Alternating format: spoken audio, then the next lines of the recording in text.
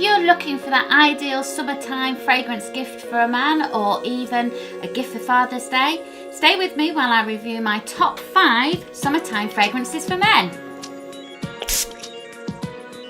Hi and welcome to Ellie Smells, and today I'm going to be reviewing my top 5 summertime fragrances for men.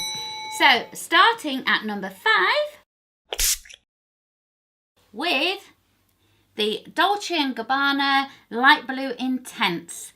Now this one was created in 2017 and hit the shelves last summertime. It does differ from the original as it is intense. It's going to be longer lasting, it's going to stay on the skin more. So I'm going to spray it. And this one is classed as a woody aquatic. So in the top notes of this one, you've got real citruses such as the mandarin and the grapefruit, and you can really pick out that real sweet mandarin, that orange. And then you've got juniper, and you've also got salty marine accords in the mid notes, and you've got musks and amberwood in the base. So the amberwood and the musks are going to make it a longer lasting fragrance, but you definitely get that citrus blast and then like that sea breeze from the salt.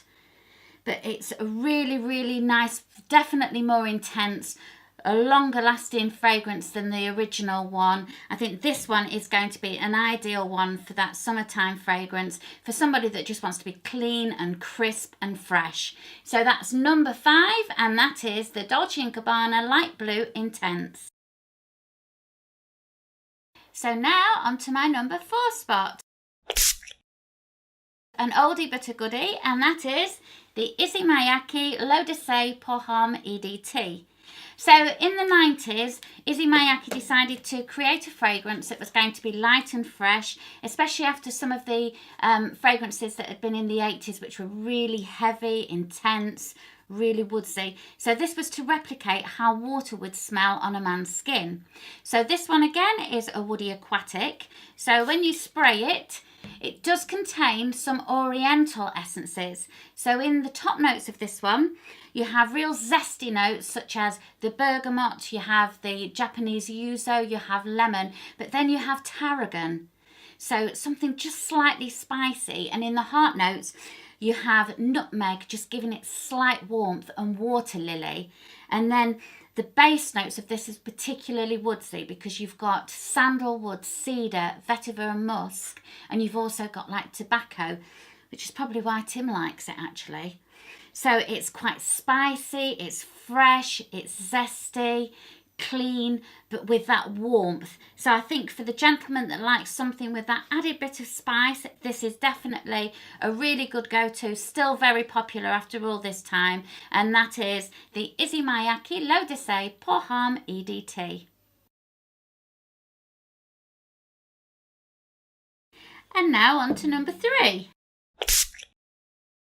Again, another slightly older one, which was brought out in the mid-90s, and this one is the Armani Acqua Do Gio. So again, this one is an aromatic aquatic. So when you spray this one, you do get the really fresh, warm top notes, but you've got like bitter orange, you've got bergamot, lime, neroli, and also a sort of hint of jasmine.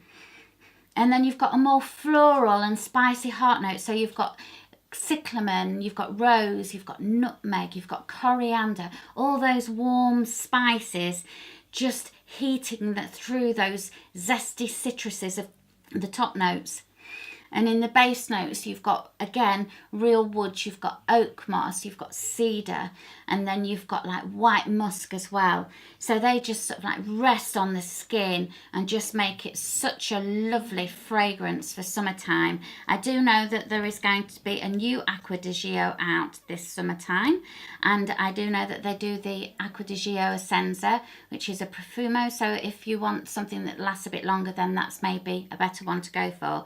But for something that you can spritz and spray that's just going to be really clean, really zesty, with that hint of spice and warmth for the summer, again, another good one to go for is the Acqua Do Gio by Giorgio Armani, and that's at my number 3.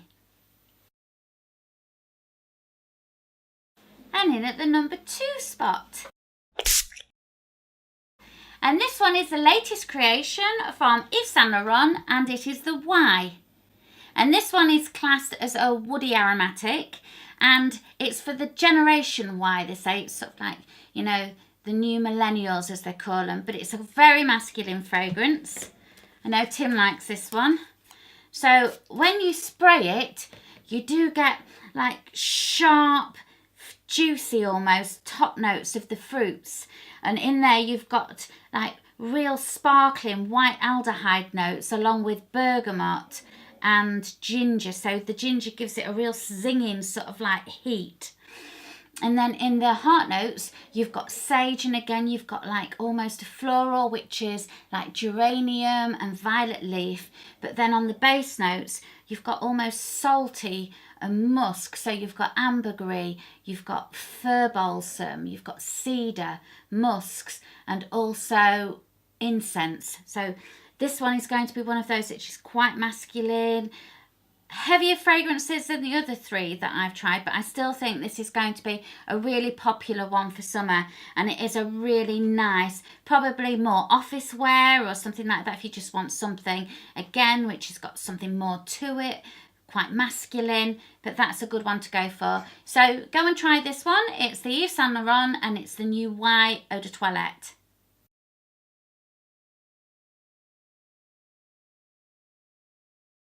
And now on to the number 1 spot. And it's a favourite of mine, and it's from a wonderful house, and it's the Creed Himalaya. I know most of you are probably familiar with the Aventus, but this one I think is definitely one that gets slightly overlooked, but during the summertime it is such a popular fragrance. And this one is classed as an oriental woody, and I know that Olivier Creed actually created this after his climb in the Himalaya mountains. So initially when you smell this, you do get some of the really cool but fresh fruity notes of grapefruit, bergamot and lemon. And then you've also got the hint of the essence of gunpowder in this, which just keeps it sort of like really updated. But the heart notes of this is sandalwood just on its own. And then in the Creed fragrances, the base notes mainly contain essences of ambergris, cedarwood and musk. So it's very cool, like those ice-capped mountains, fresh, and it's just a beautiful fragrance. I know gentlemen that come in and try this absolutely love it, especially for summer, because it is very different. It's not like a lot of the other ones. It's not warm. It is a very cool fragrance. So this one is definitely worth a try, especially for Creed lovers that maybe haven't seen this one and are only familiar with either the Aventus or the Viking.